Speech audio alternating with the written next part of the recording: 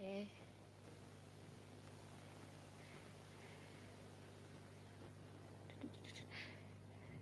Do go around through the exit.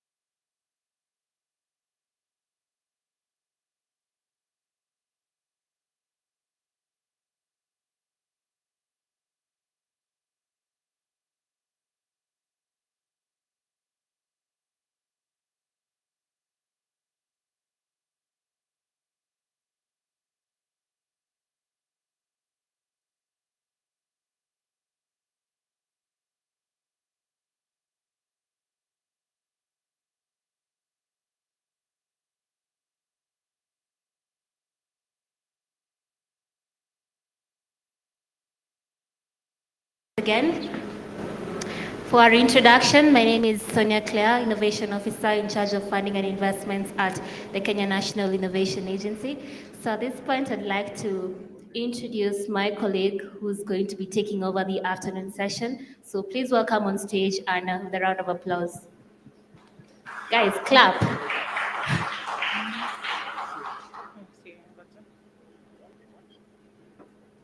Thanks, Anna. Sonia.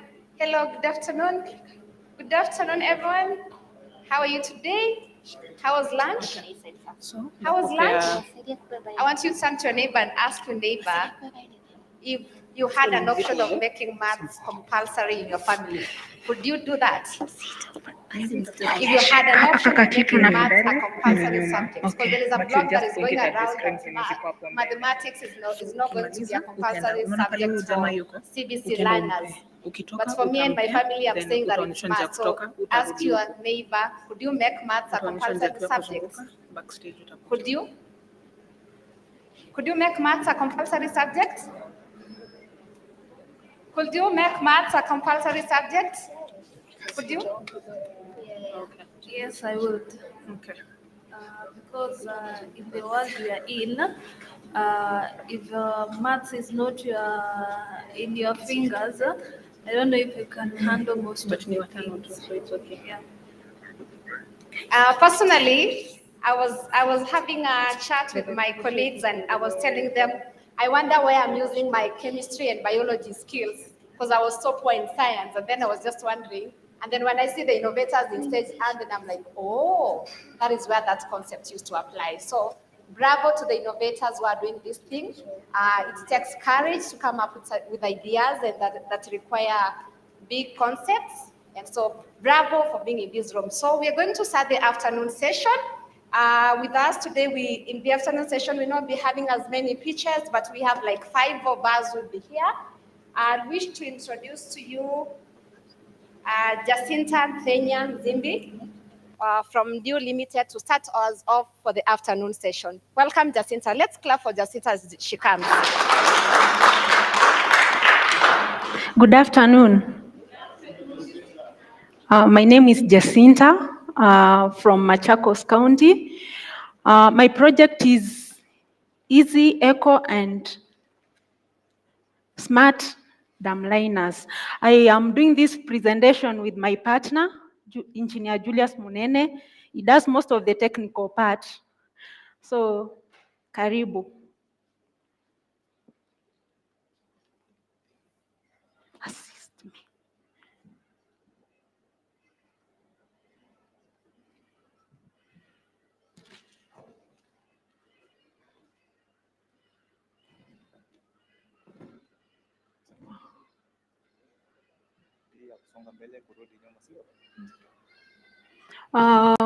I'll prefer to use this screen because I have an eyesight issue. So the existing PVC and HDP dam liners in the market used for water harvesting solution do not last long. On average, they last 10 years, hence not reasonable. So you find that farmers and the users do not realize their return on investment. So that is the solution we are trying to sort. Most of them, they degrade quickly, and the UV they use to treat the material is not user-friendly to the users and to the environment. Then they are easily punctured. You find after like 2 years, the snakes and insect bite, and then there's water leakage. Then there is high initial investment and frequent replacement costs. That makes it very expensive for the farmers. Then when degrading, the material, because of the UV treatment they have used, end up causing harm to the environment.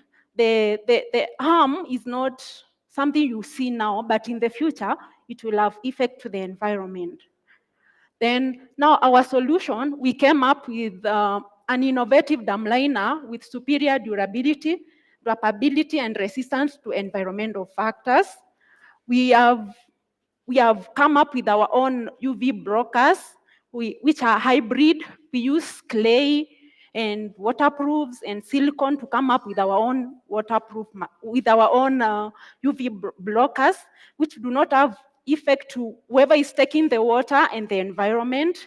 Then they are hard to penetrate. You find that they can last for 20 years without an insect or something biting them. So no leakage, no replacement cost in the long run. Then we've done a patent. We've sent our documentation to KIPI for patenting, but we are still going with the examinations. Our actual product is the black easy resin. We have black and white.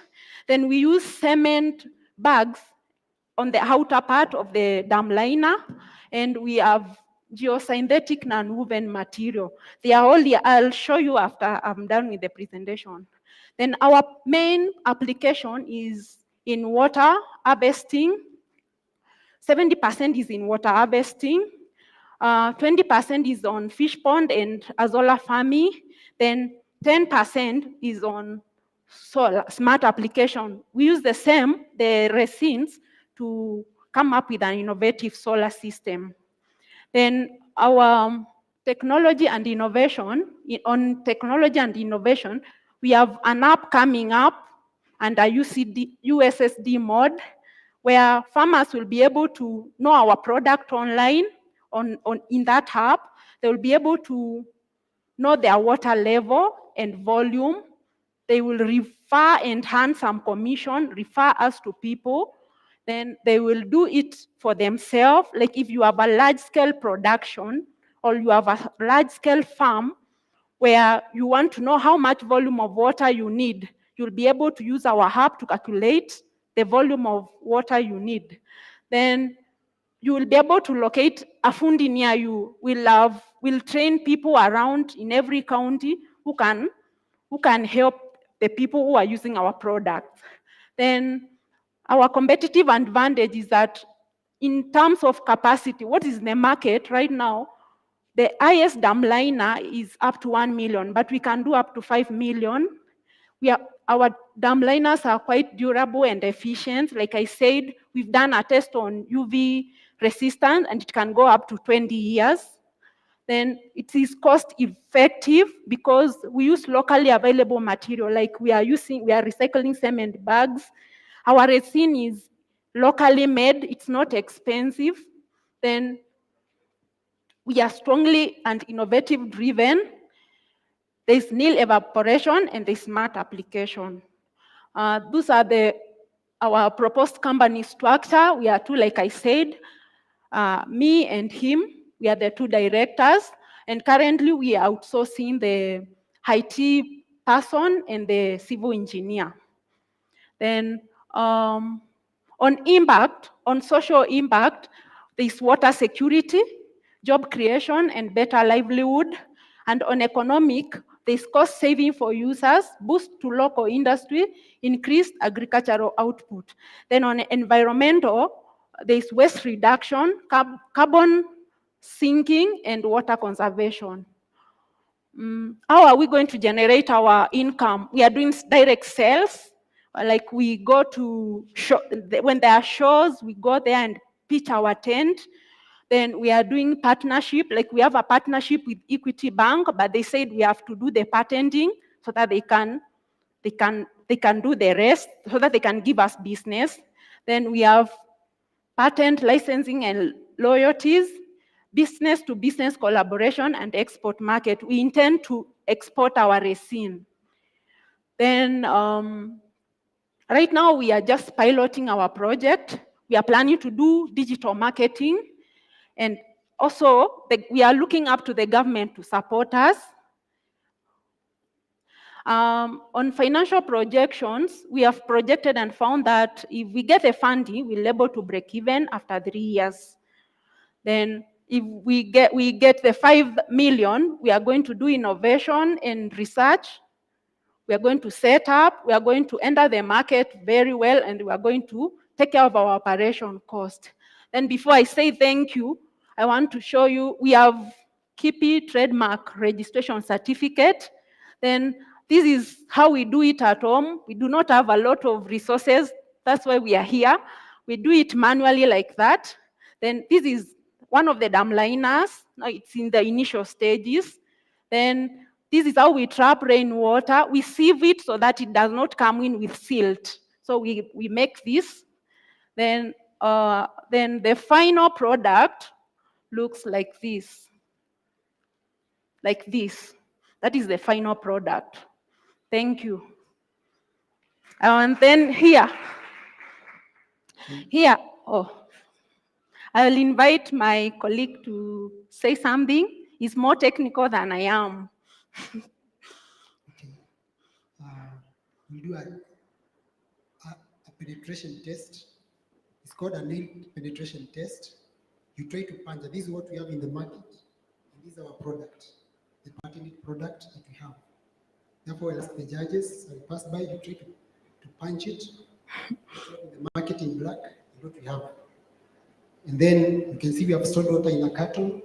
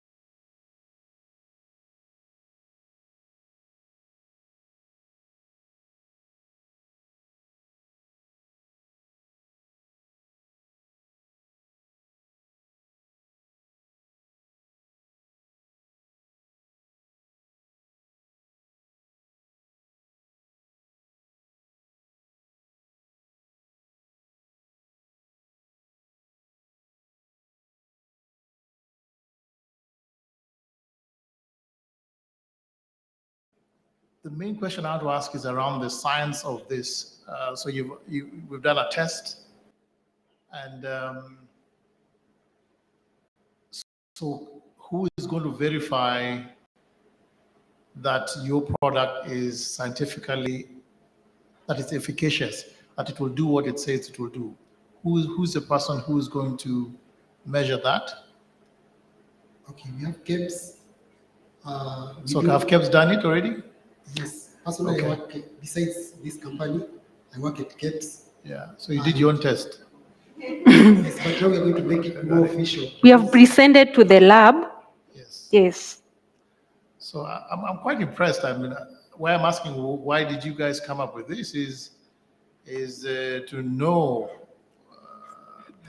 there's a reason why you're Okay. You've done it. What was behind it?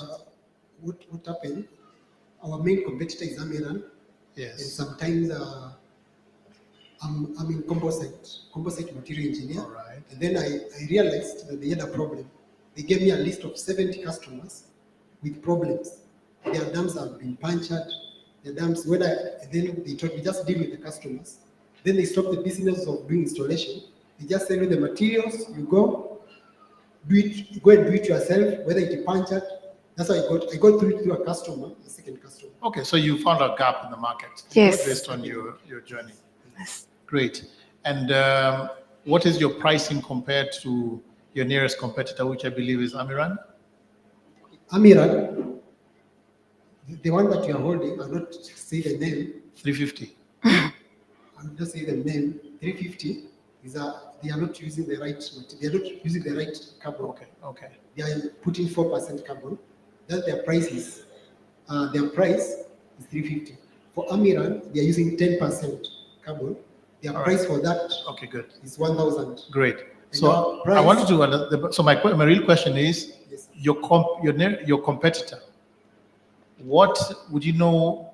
What kind of size of market they have, or what kind of volumes they're doing, or what can you learn from your competitor that you're actually then leveraging in? I think they have the masses, and they have been in the business for a long time. Yeah. Us, we're just at market entry stage. We have like around 30 customers that are using our dam liners for fish ponds, for solar farming, and for solar. Just using the same material. We have customers at market stage, and that's why we are here, and that's why we are started. Good job. Yes, Thank you for your presentation. This is an interesting one. I would have liked it if you started by explaining what a dam liner is. I was very lost at first. So, but it was found. And I think following up on Gerald's question, I'm trying to think whether I understand who your client is. Are they farmers? Who are you? Who are your clients? Our clients are mostly farmers, but we have an NGO in Kitui doing carbon sinking. They are right now our main customer. We have done 10 dam liners for them, and they are good. Then we had a partnership with Equity where they were supposed to give like a dam liner loan to their customer, then pay us. So we go install, the customer is left with a loan. But I said, the one for Equity we suspended, waiting the patenting. Okay. Yes. So these 30 customers are farmers? Yeah, they are farmers and an NGO in Kitui. So the NGO is like one customer? Yes. And then 29 are farmers? Yes. Okay, fantastic. So what is, my follow-up question is, and what is your cost of production? And I think you didn't answer him on the price of the dam liner. Okay, our cost of production is around 200 shillings per square meter. And then we give it a markup up to 280 to cater for our profit margin and to cater for other costs. So 200 to 280, so 80 bob margin, yeah? Yes. Okay. This is mainly because our clay, our modified clay, we get it locally. I say the black, we get it from Machakos. Then the white one is a company that is doing mining and sending to South Africa.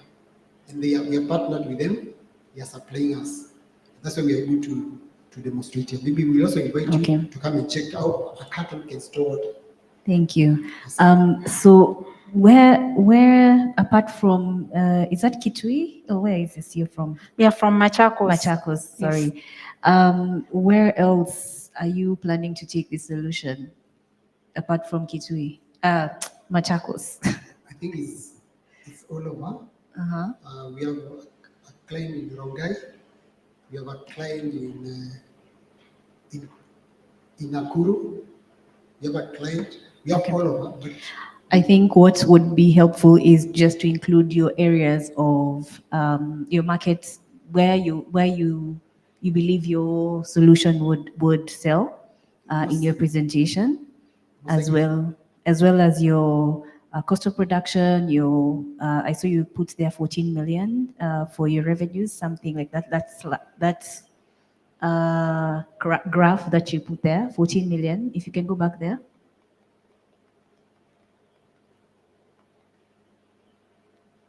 Cumulative profits in 2030. Is that 14 million in Kenya shillings we're just doing by 2030? the break even. We're just doing the break even point. Okay. Yes. All right. Thank you. Thank you for your presentation. So for you to be able to get to these revenues by then, currently it's very manual. What kind of machine do you need, and what is the output that it will be able to support? Instead of pressing like, we are using a roller, we intend to dip. We do like some bathing so that the material is continuous. And we have already designed everything, put it into paper. We have, have our workshop, and we have a workshop, and then we'll fabricate the part of the machine. What we cannot do, we'll call an expert to do for us. At least we have but it will be like, instead of doing with a roller, we'll now be dipping the material so that the process is more fast. Is there a machine that you can buy that does everything, and how much would that cost? But it will be a little bit higher. For now, we just have to fabricate with the 5 million. But when I check the market, it will go to 100 million. The machine which is more digitalized, can measure the volume, can measure the strength, can measure the errors, which are the defects that are coming in. Yes, but we'll get there. I think we start somewhere, and then we get there. Okay, and the one that you're looking at fabricating, right now, the manual process, in a month, how many can you make? And when you get the machine, how many will you be able to make? Of course, I do it per square meter. We do rolls of 6 meters by 100 meters. That's one roll. We can do 20 rolls. Right now? Yes. Okay. But when the machines comes, it can go to 1,000 because it's just continuous. Okay. And then it can work all along. Thank you.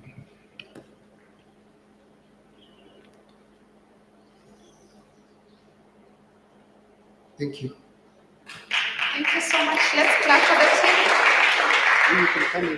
team. Maybe you can come and see a carton store water.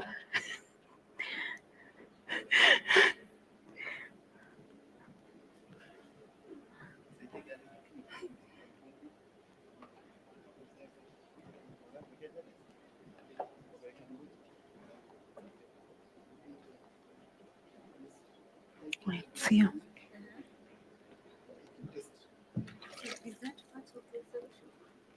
These are the. This is where we store in 20 kgs. We sell in 20 kgs, 35 kgs. The resin, so that client can go and do it. We do the resin, we do the composite, the reinforcements, we sell it in raw, we sell it in this one. They do it themselves. So they go and eat it. Yes. Is that what also Amiran does? No, they have technical people. But right now, we've not started that process of people going to do it for themselves. We are still doing it ourselves. Yes, but in future. Yes. Yes. Yes. If you need help, say, you can get the help. We will not mind. Yes. Very good idea. So, Collaborate with this. Cement. Just collaborate with the band. We have also projects, the one the president is doing. The measurement volumes of these are being produced. Now we can convert these into very valuable. So you're working part-time, are you working full-time? no, part-time still, because we've not been able to make profit. Okay, thank you. Thank you. Sawa.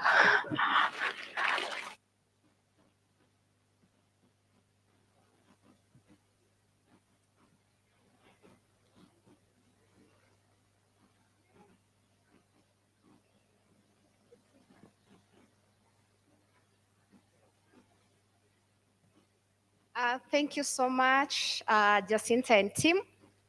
I was trying to remember the chemical component of water, and I realized it is CO2. Am I wrong? Chemical component of water, I realized it's CO2. If I'm wrong, then I think we can end the session. Chemical component of water?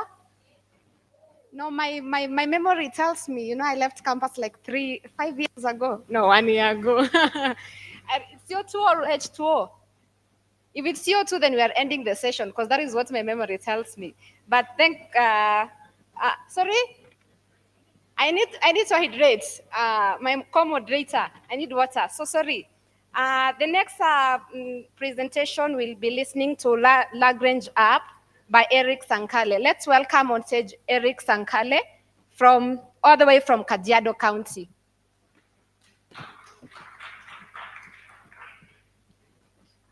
Here's your mic. Okay. Good afternoon, lovely people. My name is Eric Sankale. I'm the founder of Lagrange. So sometimes back when I was in class 5, I had a quite profound experience. So I used to wake up in the morning, around 5 in the morning, sometimes 6, sometimes 5:30, just like very many other kids even these days.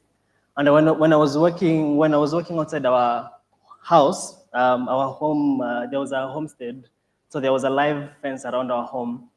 I actually saw a giant, a huge giant that was just outside our fence. And the funny part is that this giant was eating a pawpaw, yeah?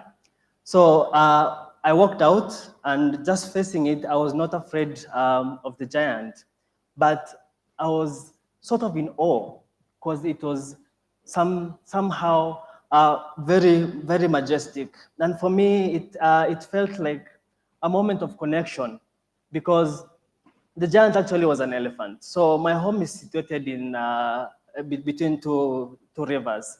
And these rivers, they always flow with melting ice from Mount Kilimanjaro. So part of my childhood, I used to like see this crystal clear water that will flow down the river. And then it was always really beautiful during the drought season because animals from all over, from Savo, from Amboseli, they will come to drink this water. But then along the way, something changed. The rivers just ended up drying, yeah? And the giants, they just stopped coming, and all these other animals stopped coming. And life became hard. It became hard for all of us. It became hard for even the animals. My dad is a pastoralist, and he keeps animals. And during this time, it was a very stressful moment even for us at home because of how many, the number of cows that we'll end up losing because there was no water. And sometimes I will even be sent to like take the cows like to some distant place because there was no water. And the land degraded so bad. And the question here is that most of us do climate action. Most of us plant trees. Today, even in my home, we plant trees during weddings. We plant trees during funerals, yeah? We plant trees because we are passionate about it. Very many young people do climate action, even in this room. Like very many of you here have all these projects and products that are based in climate. But to get to net zero is becoming this challenge that looks like we'll never be able to achieve. And this is for the reason that I came to realize there's a huge disconnect. And the disconnect comes in this particular place. Money is there, and money is being channeled into climate action. But then money gets lost somehow here in the middle in some bureaucratic processes that we don't somehow understand. And at some point, the community that is doing the climate action, the young people that are passionate about planting all these trees, they don't know even how they're going to get this money that is being channeled into carbon credits, like for instance. Yeah, they have no idea on how these accreditations, on how this registration and everything is done on carbon credits. And sometimes even the mathematics on calculating a carbon, like for example, if I'm planting a tree, I'm wondering like, where do I even start to calculate all this carbon? It becomes a whole huge gap that makes the money not get into the people. Despite the bureaucratic processes, the people don't get the money. And for us, we realized that this is a challenge and this is something that we need to solve. So we ended up creating a product, a mobile app product that is called Lagrange. And Lagrange solves this problem in a very simple way, 2 simple ways actually, and one that is actually very interesting. So one is the app gives the users and all the community the ability to put in specific data when they're planting the tree. So when I'm doing that tree planting action, I've dug that hole that I'm planting a tree. there is specific data that we ask you when you're using the app, and it's a very intuitive process. So you keep in this specific data into the app, and then the app is able to calculate for you the amount of carbon that you have sequestered at that moment of planting. Okay? And then the other second process is that the app will be able to convert this. For example, if I've sequestered 20 metric tons of carbon, the app will be able to calculate for you based on the value of carbon in that moment and time, the value of that carbon in the local currency that you have. So for you, two just things: put in the data, and then the app automatically calculates for you and converts that metric tons into the local currency, and you withdraw the money. But for us, our side is we are doing three things. So we build the algos that are needed to calculate the data. We build the algos that are needed to convert the metric tons, and at the same time, we connect the local communities with the carbon buyers. But the local communities do not have to know the carbon buyers at all. They just need to use the app because all this is a backend process. So until now, we have done a number of things. We have been able to create an MVP that has a workable UI that people can interact with, and this we have done through some research within our friends and the people I work around with. We have been able to create this MVP. Yeah, and until now, I can say in terms of financials, we are sold completely depending on ourselves and maybe some programs that we go through. And I can say that we calculated and realized that we needed to use like 7 million to be able to achieve a fully functioning MVP. That when I'm taking this product into the market, for example, let me give an example with something that we might know. I take it to Korogosho that is being used in Nairobi River to plant trees. When I take it there, I can be able to understand and know, I can be able to understand and use it the way I'm actually telling you about it, that I can plant a tree and at the same time earn money out of it. So until now, the amount of money that you have used on our side is like 2.5, and this is based on the skill set and the subscription that we subscribe to the system and software that we use to calculate all this. So this is we have been into a number of programs that are helping us to try to achieve what we are trying to do. Yeah. And me, myself, I'm a conservation biology student, and my friend Paul, who's also a co-founder, a seasoned backend engineer also. I have skills in UI that I put into the product and the process in what I'm doing. And until today, the challenges that we have been having is that we are at this critical moment where we are building the backend stage because we are, as I said, we have a fully functioning UI in the front-end part. And the challenges is building these bank APIs, the accounts that we use to do all these transactions. And also one of the biggest challenges to the partnership with Offsetter, which is a big challenge for us. And these are the things that are challenging us now. And I can say for us, we're not just building an app. We want to start a movement. We want to start a movement and change the narrative that is here in climate action and bring the money back to the people who are doing climate action and make everyone who is doing all this earn some money. And maybe one day, maybe the giants will come back. Yeah, thank you.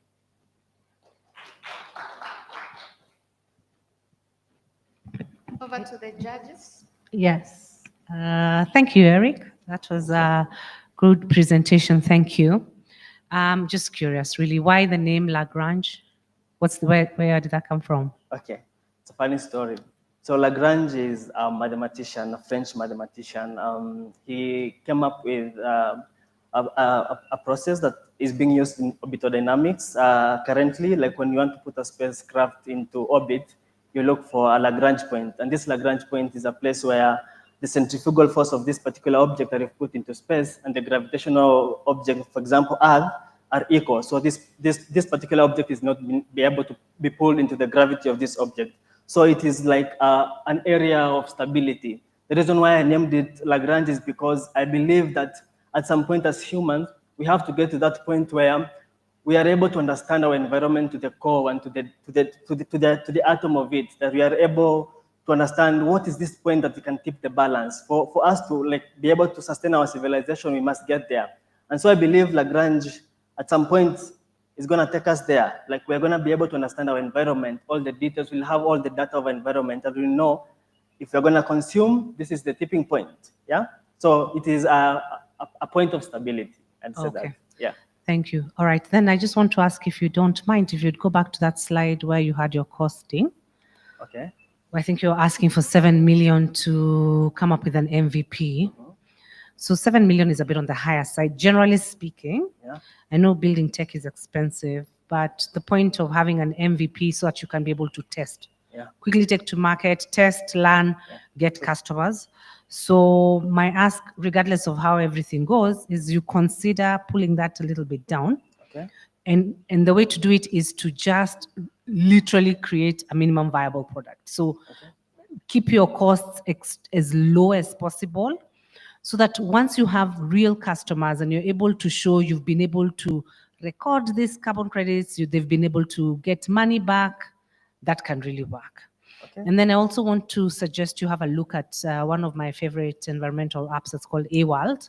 AWorld, yes, AWorld. What they do is they have brought in a behavioral aspect to this whole environmental piece, so that if you plant a tree, they actually reward you with a planting of an extra tree, something like that, or give you certain little rewards. And what that does is it builds a community of like-minded people. So I'm just suggesting that you also have a look at them. All right. Thank you. Namesake, how are you? Good. So thanks for sharing the presentation. I want to play back what I think I understand you're building, and then you can tell me whether it's correct. Sure. So your solution enables the people planting trees to put in the data about the tree, the location, and possibly any other data that is required. That is then populated in your platform. And at the same time, you onboard offsetters on the other end, the ones who actually compensate for the carbon credits. Is that accurate? You got it exactly like that. Okay. Yeah. Now, from a compensation point of view, what would be required in between those two things? Oh, okay. So for the person who is offsetting the carbon, he gets the data. So the data is the currency here. Yeah.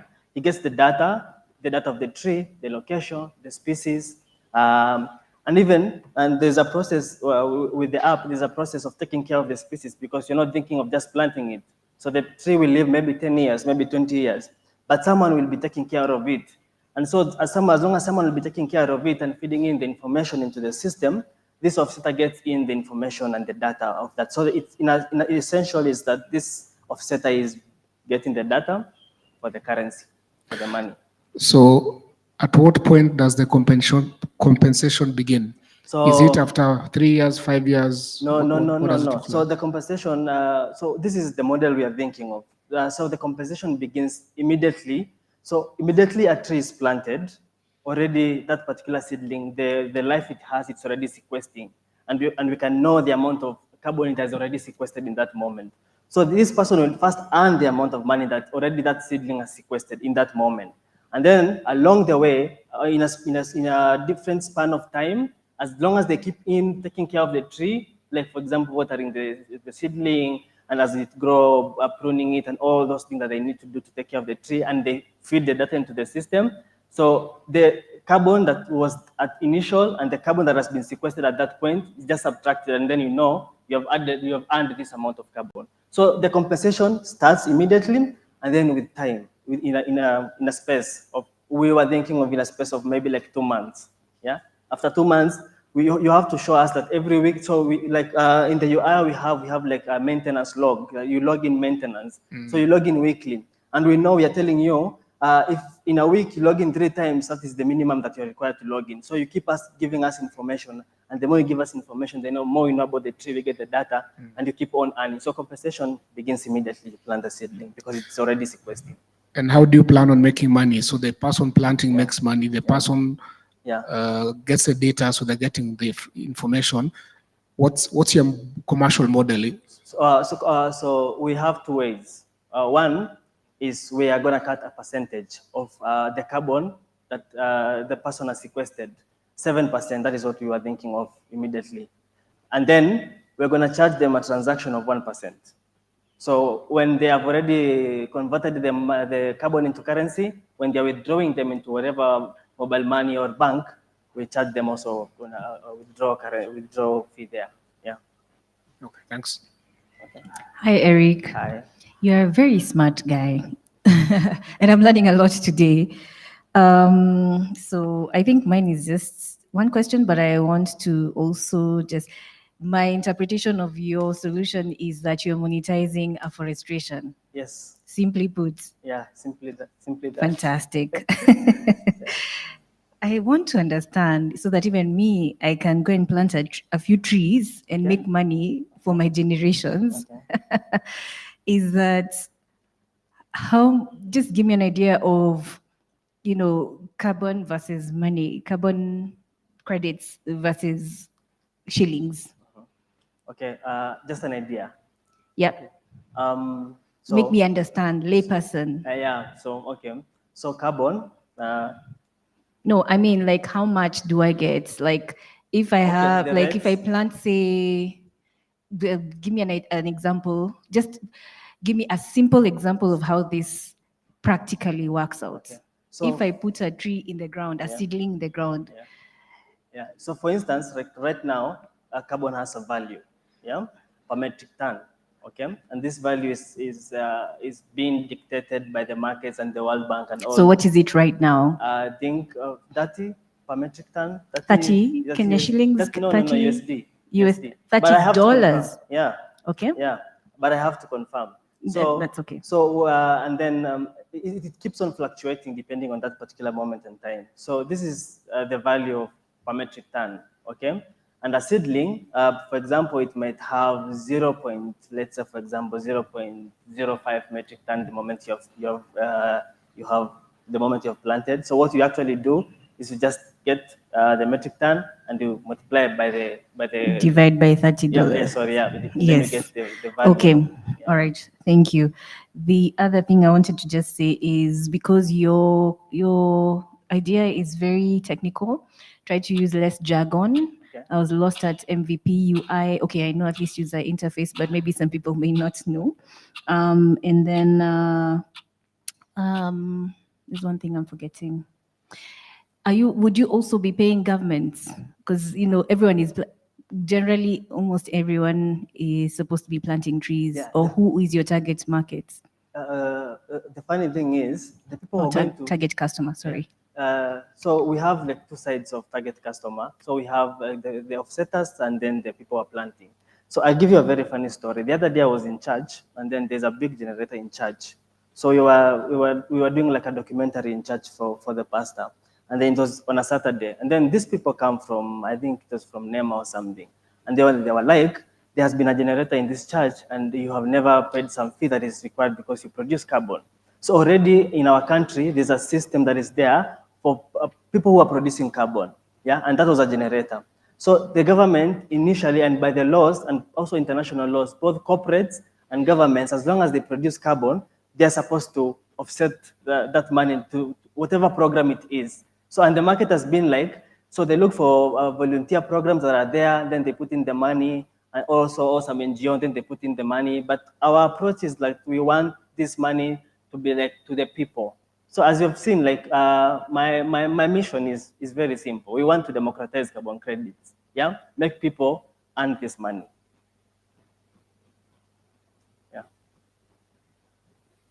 Sorry, one last one. Just because you are a UX person, do you actually have a user journey flow that you can share with us? User journey flow for how people interact with the app, even if it's just basic steps. I even have a UI that is functioning on my phone. You'll show it to us later? I can show it to you. That would be helpful. Thank you. Okay. Let's clap for Joseph. Eric. Sorry. Yeah. Thank you. As I'll be the next presenter will be coming on stage. Winnie Wambugu and Margaret Wanjiku, kindly proceed to backstage. As a welcome, the next, that is Joseph Maura from Narok. I was having a conversation over lunchtime and asking one of my colleagues whether he or she has ever come up with an innovation. And apparently my answer was, I've thought about one, about having flying cars so that we can avoid traffic on the road. I'm driving and then there's a lot of traffic. Can I get just a flying car so that if I'm in traffic and then the car just flows just goes up and then, the girl was like, no, that's already done. But I'm like, no, I have an idea. Have you ever heard about scrambled pancakes? Scrambled pancakes. And this is the judges, this is the problem that I'm solving. I'm helping people who don't know how to make pancakes, like Anna Ondara, who went to the kitchen, tried making pancakes, and the pancakes turned out to be scrambled pancakes. So is that not an innovation? Is that not an innovation? I need to patent it or not?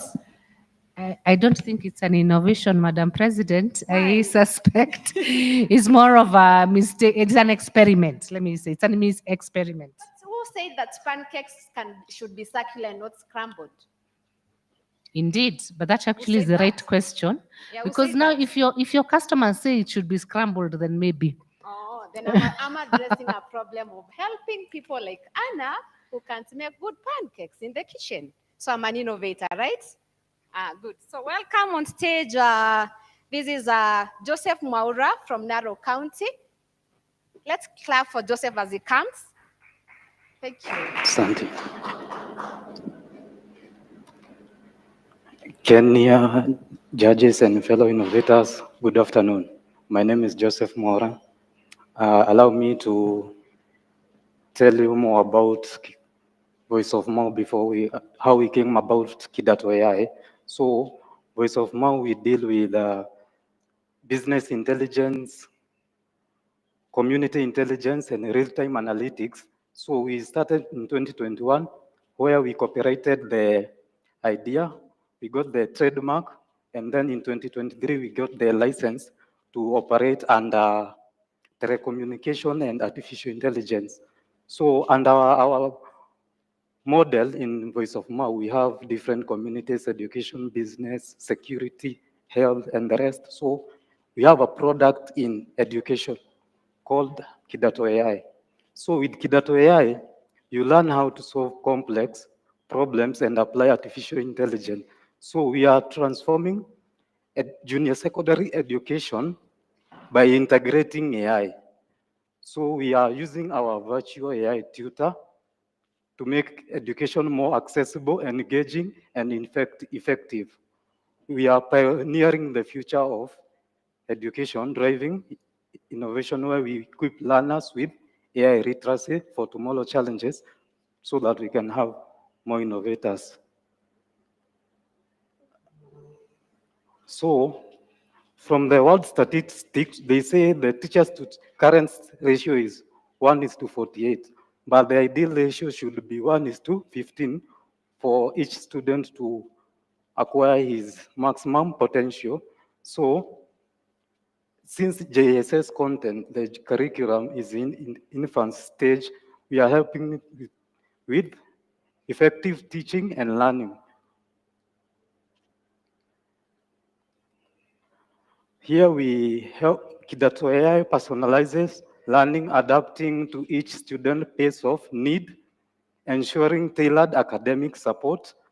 We deliver JSS content focusing on technology, AI literacy. We use real-time analytics to track progress and improve outcomes, where we bridge the gap between the teacher availability and resources, since the CBC right now is at the infant stage. So these are our key features: the curriculum aligned competence-based education with the CBC, multilingual support, which is multiple languages, Kimeru, Kiswahili, Kimasai, AI-powered personalization, catered to each student needs, data-driven insight, student analytics, where the student can gauge the levels and the understanding, multimodal support. They can get text, audio, video, whichever the student needs to be personalized. We customize learning experience according to how the student wants to interact with the model. Our target market is the JSS, focusing on learners aged between 12 to 15, CBC system. We are focusing on challenges facing teacher shortage, high student teacher ratio, limited access to personalized learning resources. Then we are working with government institution, Masai Mara for research purposes, NGOs. We are working with the CEO, Editech East Africa, Jennifer, who is co-founder of the 4Impact education organizations to improve the learning outcomes even in underserved communities, ensuring inclusivity, accessibility for both urban and rural students. Competitive analysis, unlike traditional e-learning platforms that offers one size fits all solution, Kidato AI personalized learning tutoring. So we are integrating our model to WhatsApp platform. We are not developing an app, so they can access via the WhatsApp. Our strategy to go to the market, we are forming partnerships with the stakeholders in the education field. We are driving community awareness. We are offering workshops and offering outreach. Right now, we are dealing with freemium to onboard users to our platform, operating on digital access via platforms like WhatsApp, X, Facebook, and the rest. And then our approach is very scalable, inclusive, adoption across Kenya education sector. Our roadmap and milestones, the first quarter of 25, we are looking at finalizing the product development and conducting internal testing. We launch after development, we launch the testing to select schools. We build partnerships and campaign. We launch a nationwide model, then we expand to the rest of the schools. Our team, I'm the CTO leading in the development. Background, I have economic statistics, 3 years of experience in AI. I work with an international organization. Then we have our curriculum development manager, Tracy, pursuing masters in education in Masai Mara University, physics, chemistry. He will help us tailor the model. So we have our growth manager, Jesse Mujai, 10 years in experience to drive the growth and outreach and brand awareness and community engagement. We are asking for seed funding of 50K USD, which is approximately 6.5 Kenyan shillings, 20 for development, 5, 10 onboarding and marketing, operational, 15.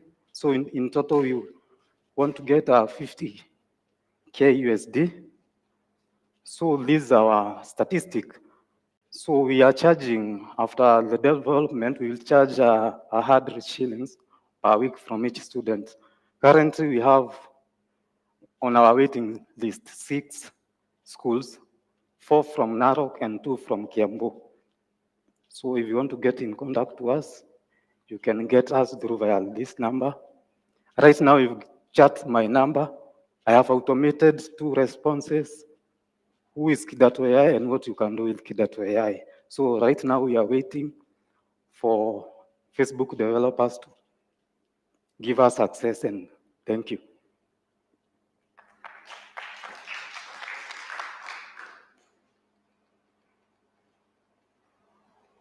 Over to the jury.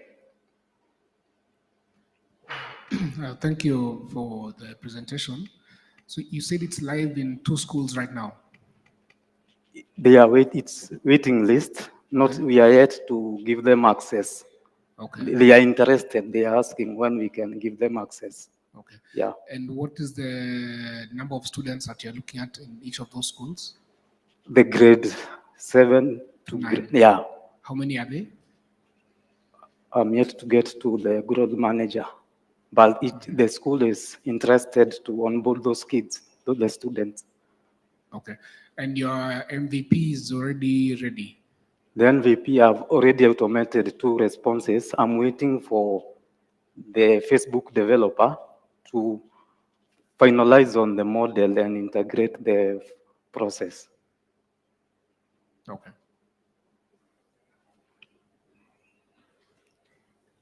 Hi, Joseph. Hi. Thank you for your presentation. I think my question is, I heard that you're waiting on, you'll be using WhatsApp as the platform to go to market with your solution, with your app, It's the user interface. the user interface. Yeah. What if WhatsApp is not agreeable? We can integrate it to the web where they can also access the model. Okay. But your primary... The primary key is Facebook, is WhatsApp, since a lot of people wako the marketplace. They have access to WhatsApp. Plus, they I see that as a, so I'm asking it because I see it as a risk. Okay. Since you have no control over what WhatsApp will, what decision they will make, whether they will be interested in hosting your solution or not. So I would encourage you to find a solution that you can, a platform that you can control. Yeah. I like that you're saying that you can use it, you can use the web, or you can just create an app. Yeah. Yeah, thanks. Something. Mr. Joseph? Hi. All right. Thank you. I like the name Kidato. Yeah. Yeah, it's high school in Kiswahili. Okay. Yeah. I like it. At least I understand Kiswahili. It's good. My question for you would be, I mean, I can see the reason for it, for the app. What I'd like maybe you could illuminate is, what's the difference between yourself and any other person playing in this field? I'm seeing more and more of yourselves playing in this field. So what makes you unique? And what does the future of this industry or this trajectory look like? So thank you for the question. The uniqueness in this, first of all, I would like to mention something about, our team. We are all in the education sector. So in 2018, I had another product called Smart Generation. So the uniqueness is we are helping students to use AI, not platform that learns about. So as it's how students can learn to think and apply AI. That's the differentiating factor. So the trajectory, since right now everybody is upskilling and reskilling, why not start at an earlier age and bring up more innovators to help us solve these problems in the society? So since the world is shifting, right now wamesema, oh, mathematics is not compulsory. So you see now things will be, now AI will, Kidato, they will be learning with Kidato how to, the world is shifting. Now they apply solutions. Santi. Okay.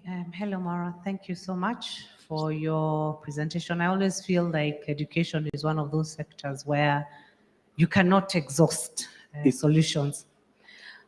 Quick question. Do you know of a gentleman called Sam Gishuru? Yeah.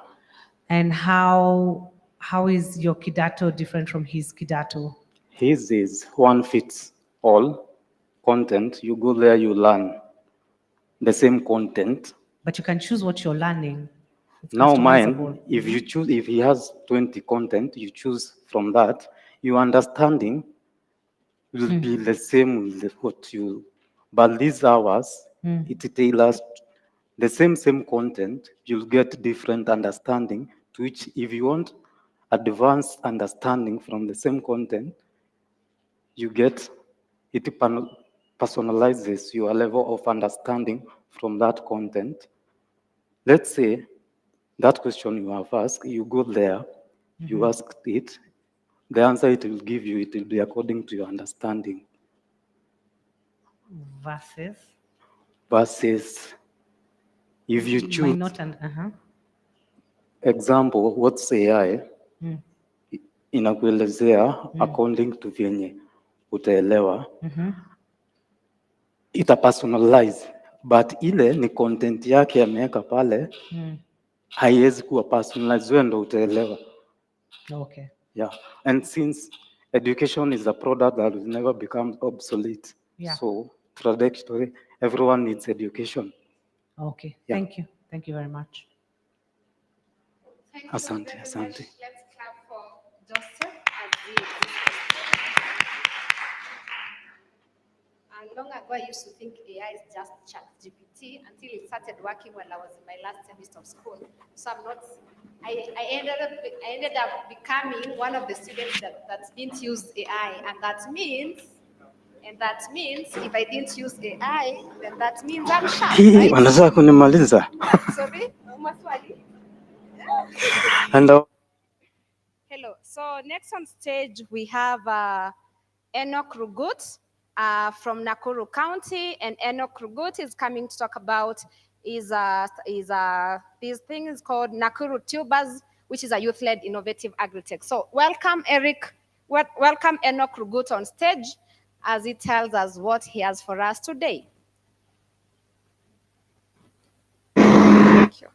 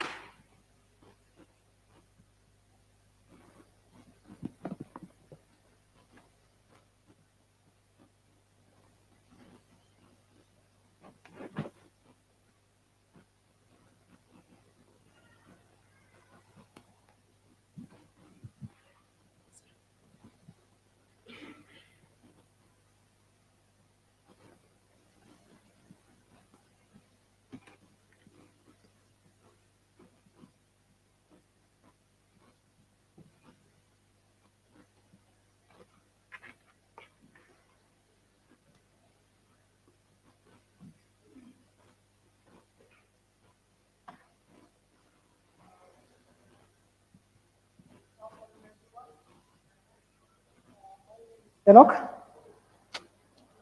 You can hear me? Good. My name is Enoch. I'm the co-founder and head of production at Nakuru Tubers.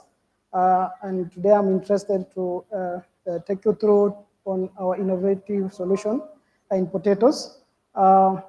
Nakuru Tubers was born out of passion to make a real difference in the farmer's life. Over the past 5 years, my co-founder and I were actively involved in community projects under the Egerton University, where we used to train and support over 8,000 local farmers. And through this experience, we found out that farmers are facing issues of access to high quality certified seeds. And that's how the two entrepreneurs came about. Potatoes is the second most important crop in Kenya, and it faces the challenge of low productivity. That is due to limited access to high quality early generation seed. The productivity is at 9 to 10 tons per hectare compared to 18 to 30 tons, which is something that we should achieve.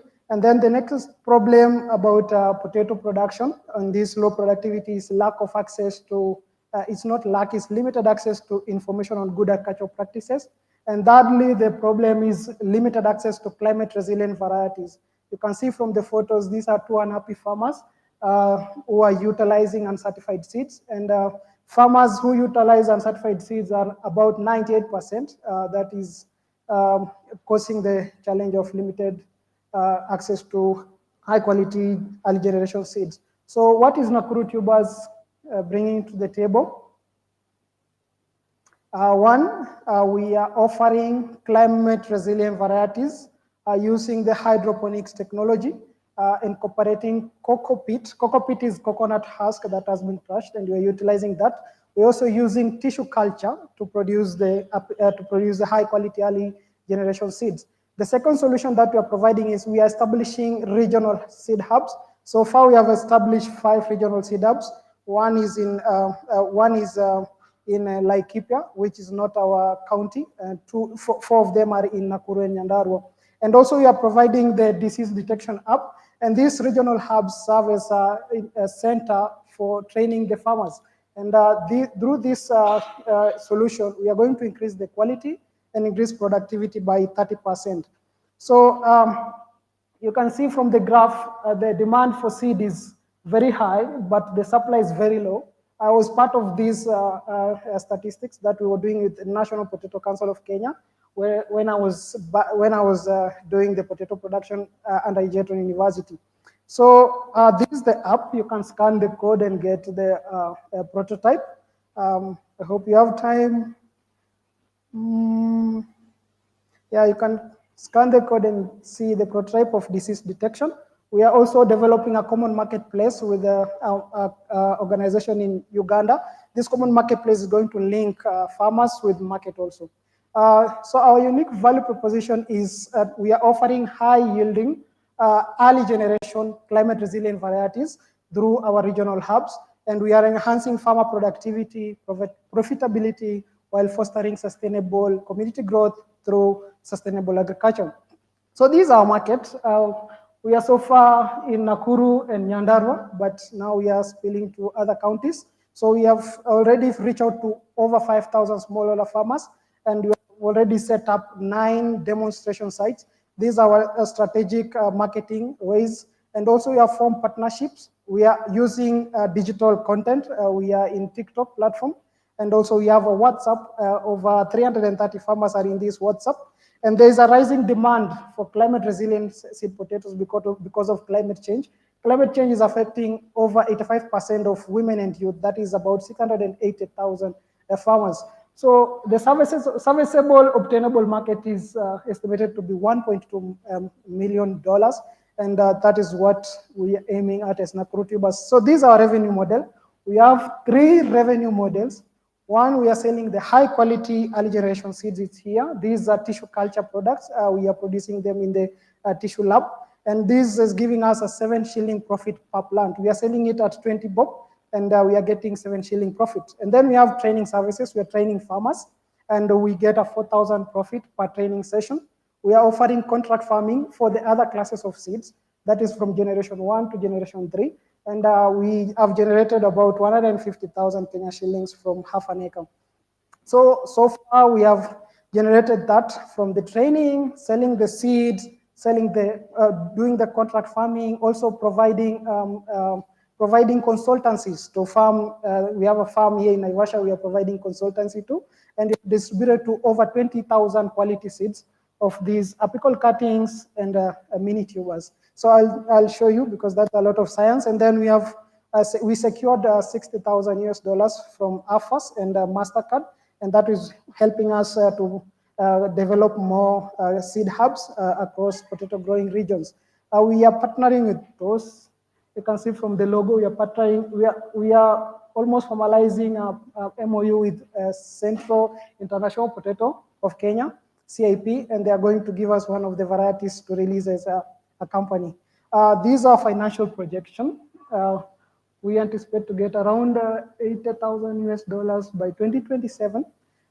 These are competitors. So for us, we are working with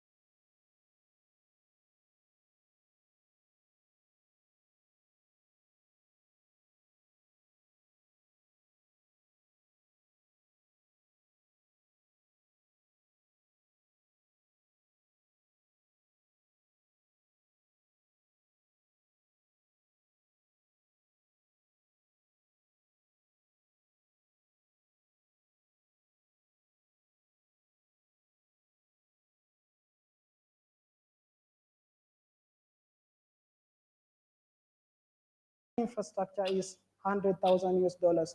So thank you for listening to me. As Nakurutibas we say, sow, grow, and empower. Thank you.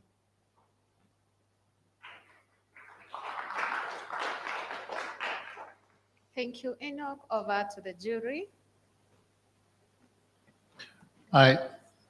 Or maybe quick one. So you are an ongoing Yes. business, right? Yes. So maybe you can tell us what have your revenues look like in the past, maybe last 2 quarters of last year or this year. Just give us a picture of that revenue. But secondly, I've just learned that yes, you are a breeder, and I want to know has your science been authenticated? Has it been authenticated? Is it efficacious? Do you have the authority or the license to proceed with the product you have? Yep. But my third question was then, do you have this quantity? How much capacity do you have now, and to be able to supply the market? And what does that supply look like in 6 months? In between, what are you doing to offload the capacity you have now? So I'll start with I think the last question. So, yeah, so we are setting up the regional hubs to offload that yield gap, that production gap, because in Kenya we have about 30 companies who are producing seeds, and luckily we are the first youth to be registered by KEFIS, so we have the upper hand to produce the certified seeds. So we are setting the regional hubs, but we don't have money for setting the other regional hubs. So what we do, we repurpose the greenhouses. We don't come and build a greenhouse. We repurpose the greenhouse that is already there to produce the first generation apical early generation seeds. So the next you ask about the revenue. So far from the consultancy, we were able to get about 200,000 by giving consultancies to 3 farms. And thirdly, we started by planting half an acre to produce seeds, and now we are at 3 acres producing seeds. So that's how we are getting money. So from half an acre, we got 150,000. So you can see from the 3 acres, at least we're going to get money. But for now, repurposing the greenhouses, we don't have that money to repurpose greenhouses for farmers in the regional counties. So you're getting revenue from consulting and selling the seeds, and also offering the trainings. Yeah.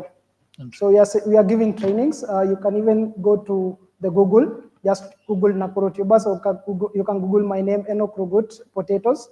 You'll get the trainings that we offer, both physical and online. It's a hybrid training. And I hope I've answered everything. Okay. Hi, Enoch. Hi. First, I didn't know there was a problem with potato supply, but it's good to know. And as a lover of potatoes, I endorse the idea. But let me stop with the jokes. I have 2 questions. One is on you said your seedlings or your seeds or seedlings? It's seeds. It's both seeds and it's seeds. It's 20 bob. Yeah. So that is the high status seeds. Okay. But, yeah. So what farmers buy is the last generation. So that's why you see most farmers, they don't get like those seeds from the first generation to almost the last generation. But for us, we are bringing them with the first generation so that they propagate seeds for themselves, so that we reduce the gap. So that's the one that's 20 bob. Yep. That's the seed that's 20 bob. This one is 20 bob per piece. Okay. And that is the first generation. What's the current market price? The one your competitors. So the competitors are selling at 25. So yours is cheaper? Yes, we are actually reducing because we are just producing the apical seeds in our lab and then take it to the regional hubs. So we're also reducing the accessibility to the seeds. So yours is cheaper but higher quality. Yes. That's what you're telling us? Yes, yes. Okay, fantastic. That's really wonderful. Yeah. And you're making 7 shillings from each. Yes. But your cash cow seems to be the consulting. That's what we are You getting. said 200,000. Yeah, that's what we were getting to sustain the other guys. We have a team, a big team. The Yes. value addition, we have someone who is doing the production of fertilizer from other products. That is another Nakuru tubers inside Nakuru tubers. So using the money to sustain other things inside. Okay. Yeah. I think you're doing a good job. Thank Thank you. Good job on what you're doing so far. Thank you. I have a question. So, if your quality, just go to your that slide, the competitive slide. Mhm. There are about 1, 2, 3, 4, 5, 6, 7, 8, 9 criteria Mhm. of which you offer everything. Yeah. Vis-a-vis your 3 competitors Why who not only have 2 or 3 things. Yeah. Don't you think you're leaving money on the table by charging 20 bob? So you suggest to reduce? Add, increase. Increase.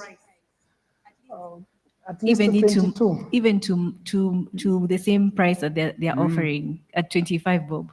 You see, we are establishing the regional hubs in the farmers' places. So, that distance of them coming to the seed company is being reduced by the. You see, there is a lot of factors as to why we are reducing to 20 bob. Yeah, we cannot go beyond that. Actually, we wanted to reduce to 15. Yeah. You want to Yeah. reduce it further? Yeah. Or they want? We wanted to reduce it to 15, but we are maintaining it at 20. So what's the challenge? Why would you want? What is it that you're trying to mitigate? Accessibility and affordability. To you, Yeah. the customers coming to you. Yeah. So possibly you could look at a distribution channel and then you just give the distributor or the agrovets that markup, or whichever channels are available to you in your business. We tried that model. We tried that model. Uh-huh. We had through the Mastercard stuff. Yes. We brought a model of using the tuber merchant associates. That is the aggrovet distributors, but you have to pay those guys again. Yeah. So it was a bit expensive. Okay. All right. Thank you. Thank you, thank you. Let's clap for Enoch as he exits the stage.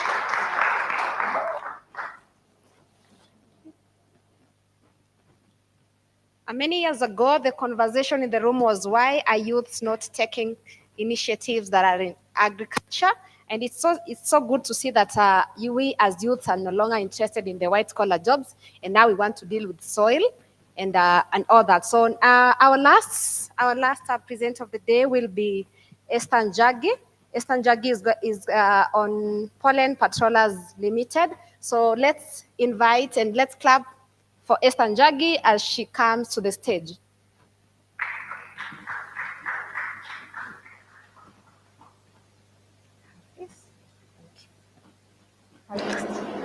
Good afternoon, everybody.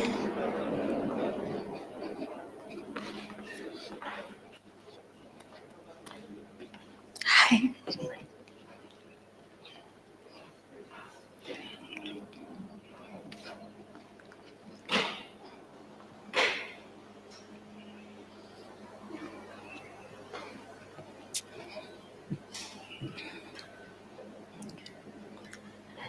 Did you know that bees pollinate a third of the food that we eat? However, according to the United Nations, 40% of bee colonies collapse every year, 60% in Africa, and this is no different in my country, Kenya.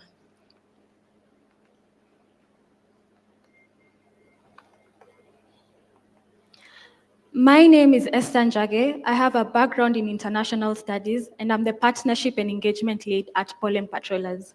Ever since I can remember, I've been very passionate about food security. This passion was sparked by my uncle, a dedicated beekeeper and small-scale farmer. He taught me everything I needed to know about bees and their essential role in pollination. However, after some time, his beehive started to struggle. Despite his best efforts, he could not find any solution. This ultimately led him to lose his source of livelihood. This first-hand experience made me to want to join Pollen Patrollers. The reason as to why bee colony collapse is happening is because beekeepers lack the proper technology to keep healthy bees, and in return, small-scale farmers lack bees to pollinate their crops. Pollen Patrollers is an all-women founded startup that leverages AI and IoT technology to help beekeepers keep healthy bees, and we offer precise pollination for small-scale farmers.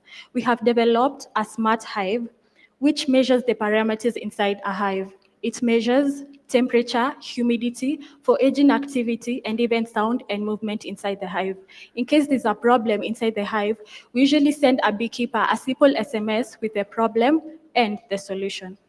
For precision pollination, we usually take the device and put it on the farm, and it has cameras which are able to take the size, shape, and even the topography of the land. And then, since it's powered by AI algorithms, it shows us optimal locations on where we're supposed to place the beehives on our dashboards. Now, this is whereby we connect the beekeepers and small-scale farmers. The beekeepers come and place the hives on the optimal locations that have been suggested by precision pollination technology. And then now, depending on the type of crop that you have, precision pollination will take place effectively. Recently, we were able to develop a USSD chatbot to train farmers and beekeepers on sustainable agricultural practices. It teaches farmers and beekeepers on water control, pest control, and even soil health. It's available in remote areas where there's limited internet connection, and right now it's available in English and Kiswahili. The value that we offer our customers is our innovative technology, our affordability and ease of use, and holistic approach. We're not only just offering these devices, but we also offer trainings on sustainable agricultural practices. For instance, we have been able to train over 5,000 farmers and beekeepers on sustainable agricultural practices. We have been able to boost food security in Africa. For instance, the beekeepers using our devices have recorded a 33% increase in their revenues, while the small-scale farmers using our precision pollination technology have been able to have an increase in 50% of their yields. We have carefully segmented our beachhead market to target over 800,000 beekeepers in Kenya, Tanzania, and Ethiopia. And we are looking forward to work with 15 million small-scale farmers by the end of 2027. Like any other company, we have a business model. We have two-pronged business model. The first one is our Smart Hive device, which goes for $2 per month. And then we have our precision pollination technology, which goes for $10 per acre. Like any other company, we have a plan to scale. Our plan to scale is anchored on production, growing our production capacity so that we can meet the increased market demand. We're looking forward to hire more firmware and IoT developers because we believe for any company to be successful, we need to have a great team. And then we're looking to remote automate our customer support since we're mainly dealing with farmers and beekeepers in the rural areas. On the environmental front, we have been able to cap the emissions of 127 tons of CO2, and this calculation has been done at impactfocus.com. Socially, through our initiative dubbed #Pollen Patrollers for Her, this is an initiative where we usually train women from non-technical backgrounds on how to install, fit, and service our devices, and then they are adopted as our field agents in the different regions that we are serving. We have been able to adopt over 100 women. In addition to this, we have been able to create 19 jobs directly and over 200 jobs indirectly. Our team is led by women who are passionate about agriculture, data scientists, serial entrepreneurs, and computer engineers. Our team is led by Margaret Wanjiko, who is the CEO and founder of Pollen Patrollers, and she has a background in community development. We have Charity Wairimo, who's the co-founder and head of business development. We have Juliet Wanjohi, who's the COO and also a co-founder, and she has over 10 years of experience in agriculture. We have me, I'm the partnership and engagement lead, Peter Akech, who's our firmware and IoT developer, and Daniel Gidumbi, who's our computer engineer. Some of our partners include Ifo Impact, Agra, Savannah Honey, Yatta Beekeepers, Kenyatta University, and Halcyon. With our ask of 5 million Kenyan shillings, this money will help us to produce more devices, do strategic hiring, do research and development, and even community engagement. In the wise words of Albert Einstein, if bees were to disappear on the face of Earth, we'll only be left with 4 years left to live. Thank you.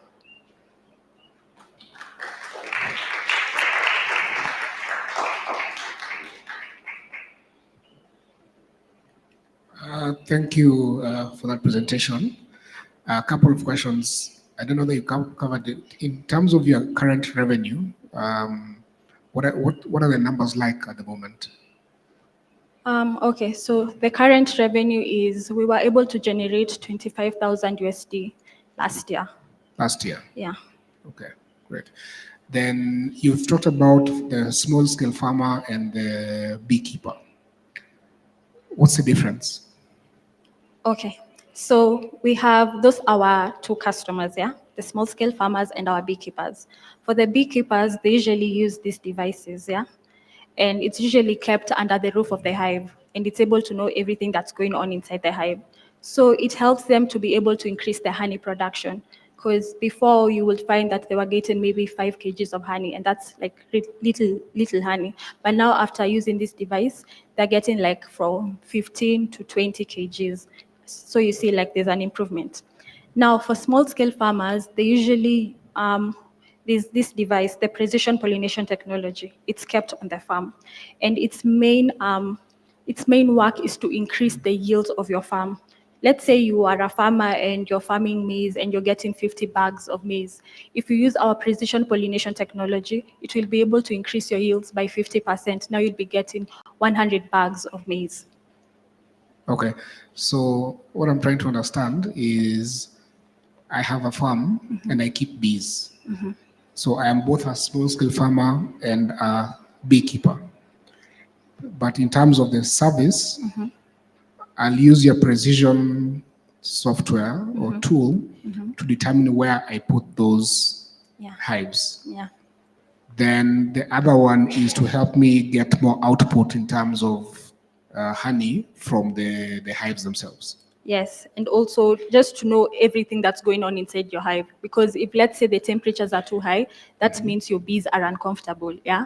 So there's something that needs to be done. So we send them like a message, just a simple SMS telling them that they should put water on a plate with sticks so that the bees can come out and cool off. Okay. And then the thing is, not a lot of small-scale farmers keep bees. Yeah, so that's why we have to connect them to beekeepers that are around their area, because you cannot transport bees over long distance. It will disrupt their ecosystem and make them disappear. Okay. Thank you. Hi, Esther. Hi. I am wondering, how long have you been in operation?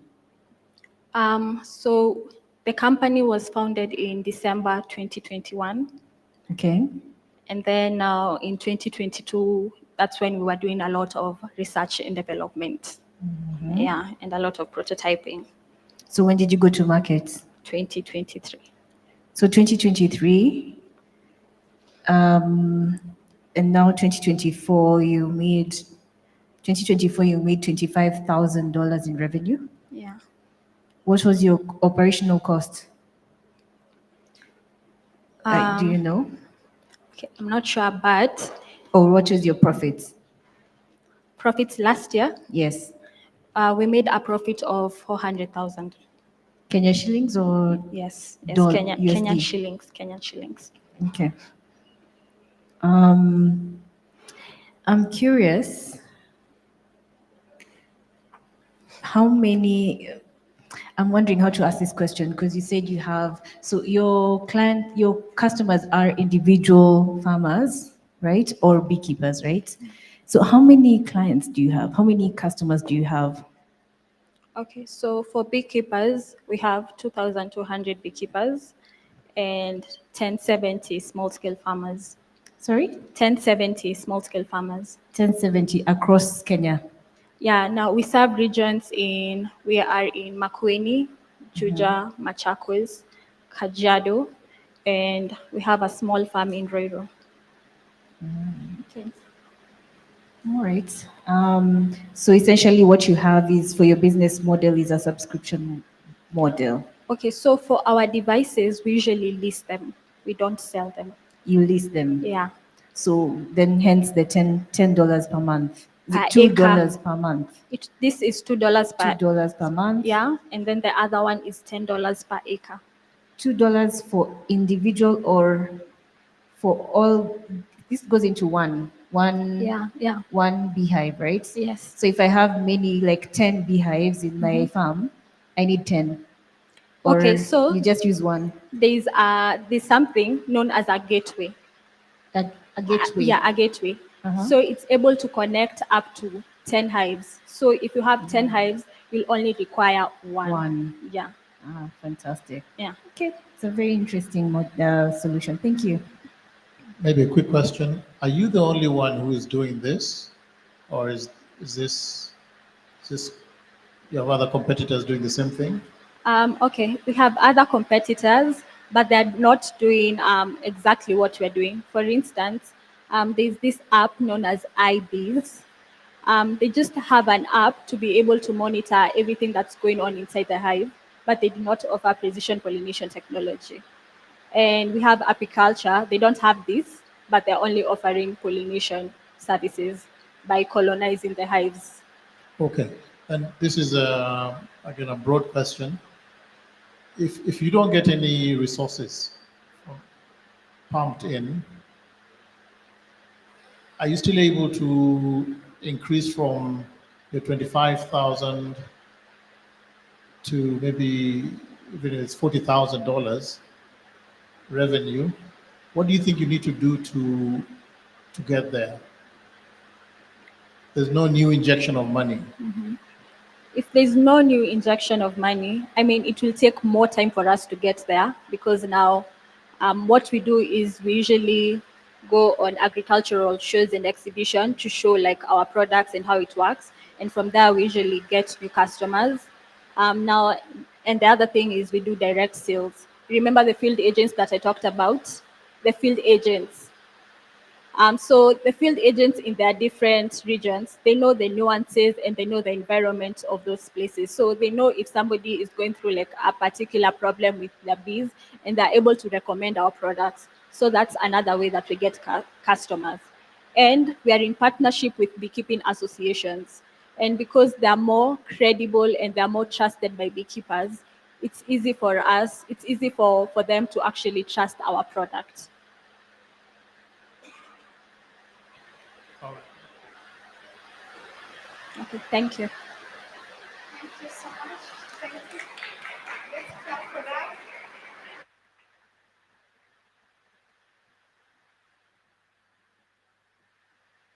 So we've come to the end of our afternoon session. And at this point, I want to invite our very alpha woman. I call Livon our alpha woman as she comes to stage to give us a few insights about how the day was and prepare us on what is expected about these pitches. So Yvonne, welcome to the stage. And this is to appreciate each and every one of you for taking part of these for taking part in this program, and to appreciate you for sitting in this room today afternoon. I wish us to clap for our able judges, and I want us to do a 5 factorial for our judges as Yvonne proceeds to the stage. Let's start.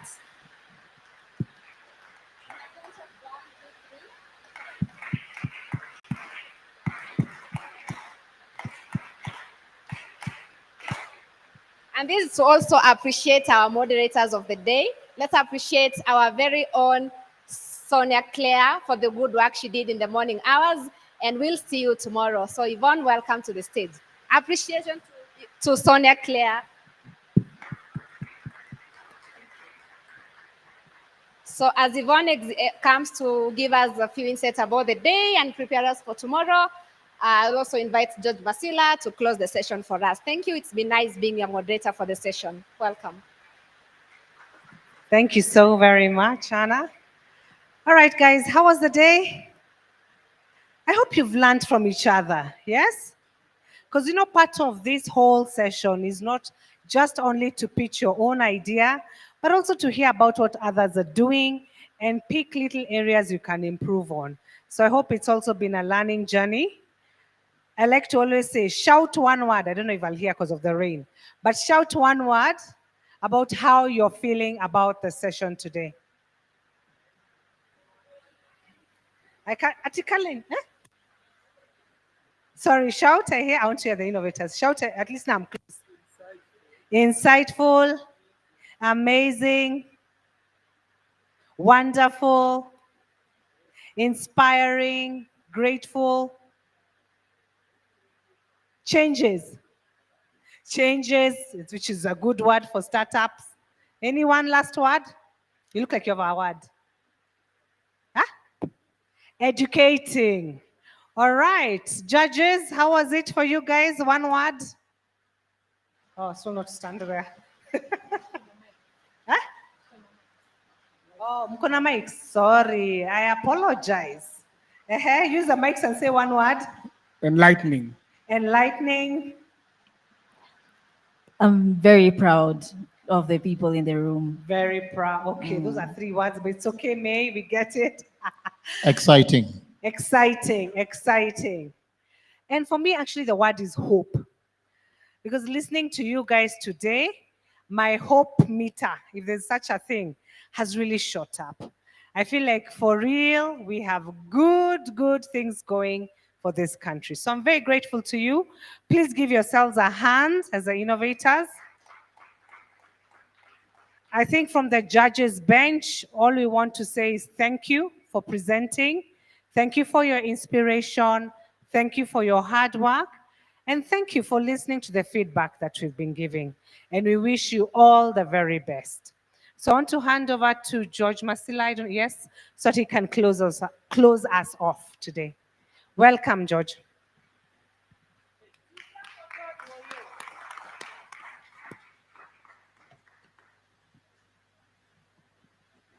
Thank you so much, Yvonne. So I was attempting to come up through this side, but I realized if I use this side, mtasema napenda kuruka sana. So sitaruka.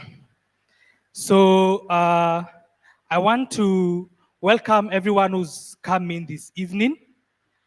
I know some of you were pitching today, some of you will be pitching tomorrow.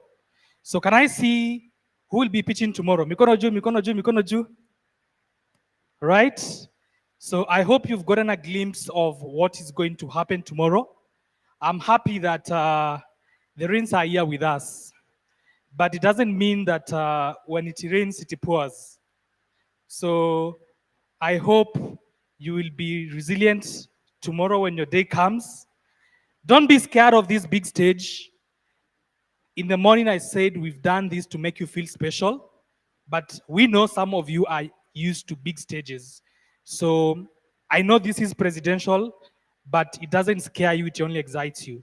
So I want to make some few announcements as we close the day. Number 1, tea is supposed to be served at the pool area, but allow me to confirm, since it's now raining, if we will be taking tea from the pool area.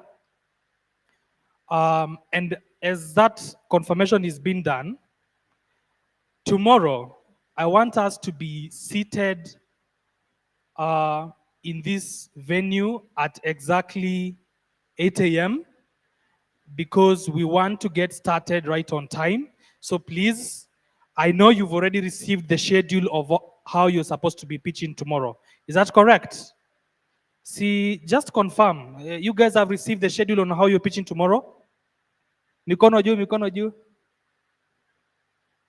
Haya, you've not received the schedule? Sorry? You've received the schedule?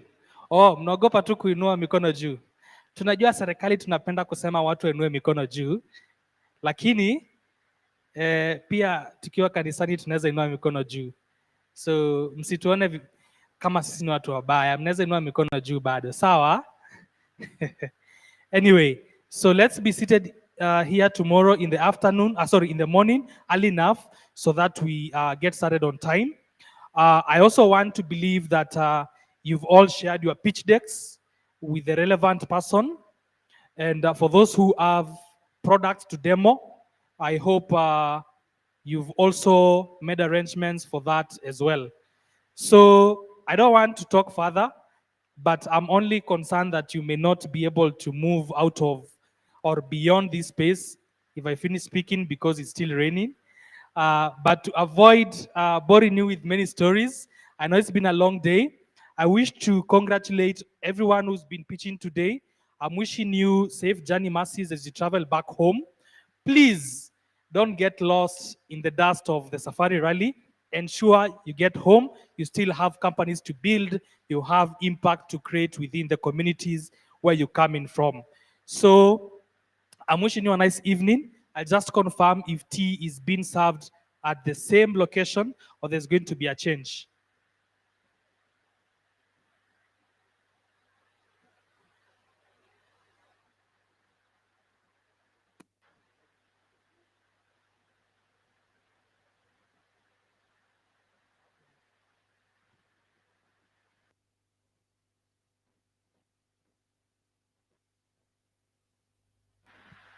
Sawa, thank you. So I'm being reminded that we'll still have tea served at the same venue. So we'll know how to manage that. So now, I want us to close this with a word of prayer. We started with a word of prayer, and I want us to close with a word of prayer. So I will invite any volunteer from whichever side, this side or this side, to close this with a word of prayer. Probably one of the innovators who was speaking today would be great to hear from you. Oh, amtaki kupewa 20 million za kanisa?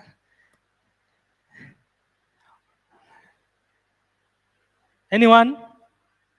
Thank you. Huyu anataka 20 million. Amejitetea. Okay, thank you guys. Let's close our eyes and believe and pray. Thank you, Father, in the name of Jesus Christ, for helping us to begin this session. Thank you for granting us grace, energy, and strength that has helped us across since we started in the morning until we have been able to finish this program. Even as we leave, oh God, we pray for your grace, your protection, that as you started with us, you're able to grant us grace and journey masses to reach home safely. And even those that are able to begin for their presentation tomorrow, Lord, we commit the journey and the process to your able hands. We pray that you may also guide them and help them to finish successfully. In Jesus' name, I pray as we believe. Amen. Thank you so much. We can leave at our own pleasure.